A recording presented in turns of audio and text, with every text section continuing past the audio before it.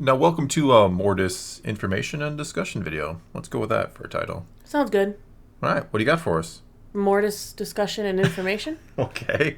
Okay, so people who never watched the Clone Wars, we're kind of going to go over information that was presented in the Mortis arc and maybe compare it a little bit to what was presented in Ahsoka and what you could maybe see going forward. Okay. Or for people who saw that arc as well. All right, so let's start out with what we saw in the Clone Wars for the Mortis arc. All right. It's a good place to start. Get everyone on the same page before we jump into the new galaxy. Like, the very first interesting thing that happens is in this arc, they're looking for this old Jedi distress signal, and they're supposed to be meeting up with Rex and like a cruiser, but Anakin, Obi-Wan, and Ahsoka are all on a shuttle ship. Yeah, thingy. they're going there, and Rex and company are already there. And they don't see each other. No. And then the radio feed cuts out. Anakin and Ahsoka and Obi-Wan see like this diamond-shaped ship thing. Yes. Craft of some kind. Like the very Borg. large, yeah. Think Borg. Not quite Borg-like, but I mean, It's a not entirely unlike, I giant suppose. floating diamond. Yes. And then they like bright light, and then they wake up and they're on a planet. A planetoid? I don't know if they think they're on a planet or what exactly. They're trying to figure out where they are, and then Anakin looks at the computers and goes, I don't know where we are. I can't even tell if we're in the same galaxy. Was that Obi-Wan or Anakin who said that? I mean, it doesn't matter, but one of them says that.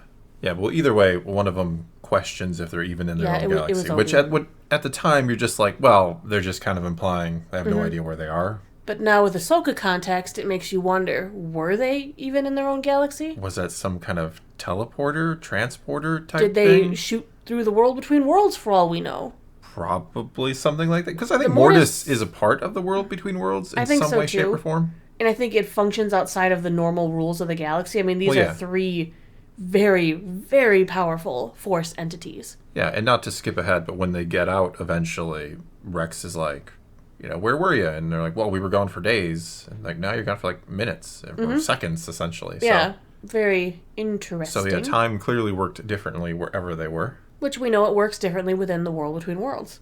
Well, very much so, yeah, because there are a means by which to pull people out from different moments in time and space, as Ezra has done. Well, when they get down to the planet thing, they're met by the daughter. Yeah, initially the daughter is the one who contacts them first, who seems to be happy to see them. Yes, she wants to take them to her father. Yes, because she thinks Anakin might be the chosen one. Right, and she's worried that the son will get to them first, her brother. Yes. Well, as she's leading them along, it's interesting the day and night type cycles of the planet seem to coincide with life and death. Yes, it seems like the trees and stuff kind of go through a whole season and they kind of die and get born again kind of thing. Right, with the coming of the sun and the moon. Yes. The light and the dark. Yes. But they all end up getting separated on their way to meeting up with the father, and Anakin gets to meet the father first, has a lovely little conversation with him. Yeah, the father is basically telling him, I need you to take my place. That you're the only one who can keep my children, aka the light and the darkness, in balance. Well, he wants to test him to see if he is the chosen one. He thinks he is, but he's not sure. And interestingly enough, Obi-Wan and Ahsoka both have Force visions while they're separated from Anakin. Well, they encounter the son first, too. The son does come to Obi-Wan and Ahsoka. Yes. And kind of, they're like, oh, are you a Sith? And he's like, I am neither Sith nor... No, he kind of just laughs at him. He's like, yeah, Sith. Yeah, well, he doesn't say he's not. He's like, I'm not that. I'm something kind of more than that. Mm-hmm. Because the Sith is just a name.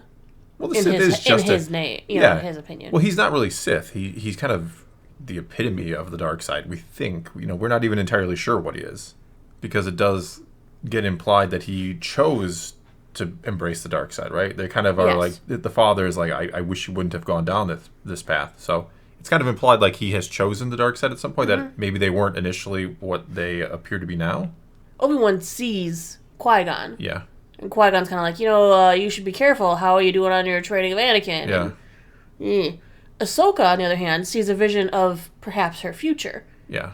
Where it's warning her that she will never become what she needs to be if she stays with Anakin. Yeah. She won't get those long. No, she didn't. But yeah, she sees a vision where she's warning herself that Anakin could be dangerous. Yes. Especially to her future. Which makes sense. And then they all get back together. They find out that, yes, Anakin actually could be the balance between the two siblings. He's able to rein them both in when they are a little out of control. Well, both of them, one takes Obi-Wan, the other takes Ahsoka, and kind of holds them, and Anakin is like forced to kind of choose or how to save them, and he just kind of overpowers them both. Yeah, yes. Kind of gets them to bow before him in a manner of speaking. And after that, Anakin decides that they should just leave. Why not?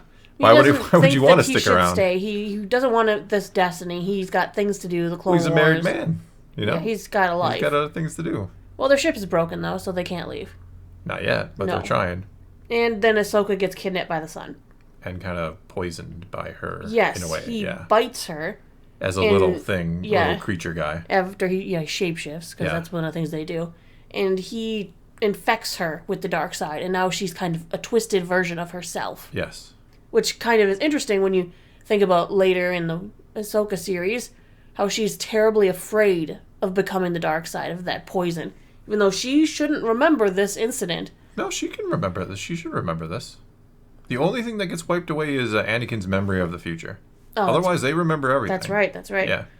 So she does have reason to fear the dark side, more so than just what became of Anakin, but because Anakin turned, she can see in herself, she's like, well, this has happened to me. Yeah. Which is something they should have maybe played upon in the Ahsoka series. Would have been Instead nice. Of just, I mean, if you were going to Mortis anyway, what you should have, and I know, off topic, this is me rambling, but if you're going to Mortis anyway, if that's where you're eventually going or bringing into the mix, like, why not give us little tidbits of it along the way to make that reveal, oh, yes, we saw it along the way, we understand why Ahsoka feels this certain way because of what happened on Mortis, but no. Mm-hmm. Anyway, I digress. Meanwhile, Obi-Wan goes with the daughter to fetch a dangerous blade, a dagger. The dagger of Mortis. The only thing that can harm these beings. Yeah. Yeah, we've even seen the father, like, he can grab lightsaber blades and, like, no problem. He's fine. But eventually, all of them come together in a fight. The son manages to use Ahsoka to gain control of the blade. Yep. Then he decides he doesn't need Ahsoka anymore and drops her dead. Yes. Just with, like, a flick of a wrist. He's like, and you're not useful to me anymore. Die. Yeah, well, she was kind of possessed by him, so I guess that makes sense, yeah. Mm-hmm. So then he turns to stab his father, and his sister intervenes, and the daughter gets stabbed by the Mortis blade. Yes. And she starts to die. And he is upset about what he did, and he leaves. Yeah, he gets very, very emotional about that one. That is when Anakin makes a choice. And the daughter makes a choice. The daughter decides that any spark of life she has left, she wants to use to save Ahsoka. Yeah. Because she is the embodiment of the light. She is selfless. Don't worry about me. Use the last of what I have and save her. Yeah. And then Anakin does kind of this transfer maneuver. Yes, with the help of the father. Yeah. Whereas it seems like the life force of the daughter, whatever was left, brings Ahsoka back, which could explain her connection to Morai. Yeah, I think it does. The daughter shares Morai's colors. Yeah. The daughter, we've all thought, is like a force representation of this is the daughter, this is the will beyond her body, because she is no more. Yeah, I absolutely think the daughter, or Morai, is kind of the remnant of the daughter or something along those lines. And is connected to Ahsoka because of what transpired on Mortis. Yeah, there's a piece of the daughter inside Ahsoka, essentially. Well, then back to the episodes, because there's like 3 of them. There were 3, yeah. Yes. We have the son kind of convince Anakin to join him because he shows Anakin the future. He shows Anakin all the horrible things he'll do as Darth Vader. Oh, and it kind of scares him. Yeah, it makes him go, well, wait a second, this is my future? Like, this is terrible. We have to stop this at all costs. Which, yeah, I mean, if somebody showed you that future and that's what you're going to do, you would probably do whatever you must. So he's ready to leave the galaxy with the son in tow, essentially. Right, that those two will go out and they're going to forcibly change the future. Yeah, they're going to take care of Sidious and do everything else they need to do. They're going to make the galaxy a safe and benevolent place for everybody, right? Yeah, and then the father intervenes. And, I mean, long story short, Mortis dagger gets thrown around again. Son is beat by his father. Well, the father stabs himself with the Mortis dagger, and then the son is kind of, like, upset about this. Mm-hmm. And, he didn't want his father to die. I don't think he wanted anything like this to happen. And then the two kind of embrace. And then that's the moment Anakin comes in with a lightsaber. And now the lightsaber is effective against a Force wielder. Mm-hmm. And it kills the son. And they both die. Yes, but not before he wipes away Anakin's memories of the future he should not have seen. Yes, that all gets wiped away. But that is the only thing that gets wiped away. I see a lot of people kind of think that the whole Mortis thing gets forgotten, but it does not. They remember that all very well, except for the again Anakin in the future part. But interestingly enough, when the son and the daughter die, their bodies don't disappear, but the father's did. Yes. Yeah, like the daughter gets put in like a tomb, and the father even visits it at one point. So and then the son also, the son doesn't disappear either, but as soon as the father dies, he does disappear. So we can almost imagine that when the father died, the daughter's body disappeared as well. We can maybe assume that, but like what happens to them after death? Because, in Star Wars, when something dies in the living force, it joins the cosmic force, it kind of loses its consciousness, and the cycle goes on. So do these things kind of become Force Ghost-ish, where they retain consciousness? Or are they already Force Ghost-ish? Or do they really even die? Yeah. Or is this just a temporary cycle? Well, setback? We do, if we go back to the beginning, we do have the daughter say that they are like the protectors of the beginning, the middle, and the end. She literally says, "We are the ones that guard the power, the middle, the beginning, and the end." We hear that line an additional time in Star Wars Rebels when Ezra is unlocking the way to the world between worlds, when he is going through the process. Once again, he hears, "We are the ones that guard the power, the middle, the beginning, and the end." Yeah, and that's also what Baylan seems to be after. He wants to put an end to this cycle, is what we think. He said, end of the cycle, he was looking for the beginning. Yes. So who is the beginning? Is the father the beginning? It's hard to say. Is something else the beginning? Is this power the beginning? Because if there is a father, a daughter, and a son, where is the mother? That is a lovely question, isn't it? And we do know who the mother is Abeloth, who is an EU. She's not actually in the canon, so she's from EU. But so she could be now. She could be on the way, and that's an interesting story that I'd love to see. Yeah, I mean, that we'd have to go into a whole separate video. We'd have to discuss Abeloth and all that and how she fits into the picture. But for now, I mean, I kind of assumed that the power they spoke of was the Force.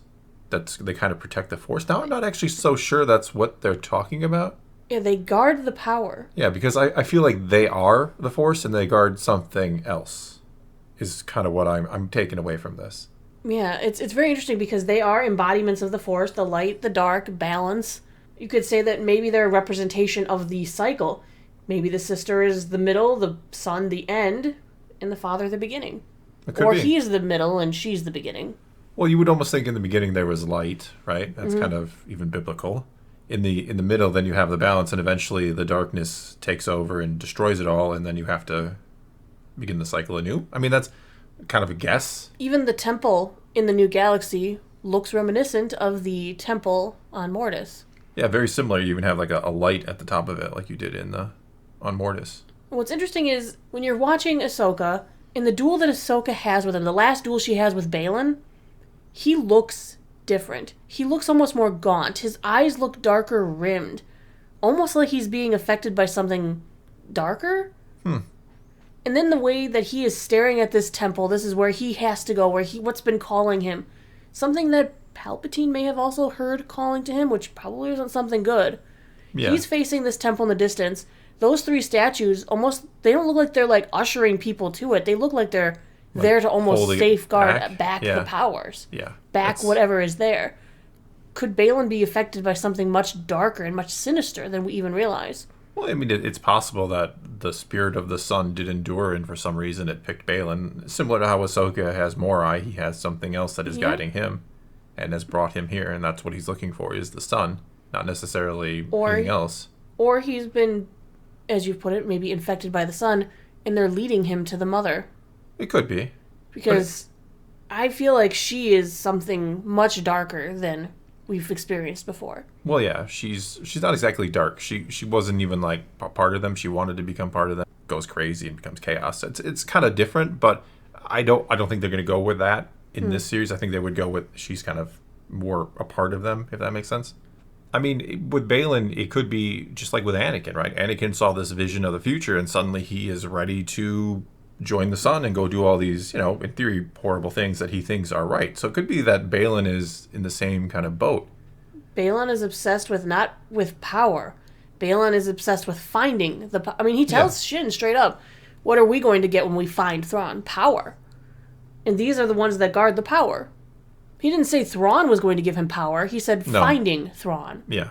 AKA finding the new galaxy. Maybe finding this temple that he is in search of. I think that's right. But this could be a really interesting thing to bring to the screen. It's going to be a bit of a challenge, I think, because you do need a lot of this information from the Mortis arc to carry forward. Yeah, which is why I wish they would have... I was kind of talking about it before. Like, why didn't you kind of integrate that into this story? Make the episodes a little longer. We've discussed that before, too.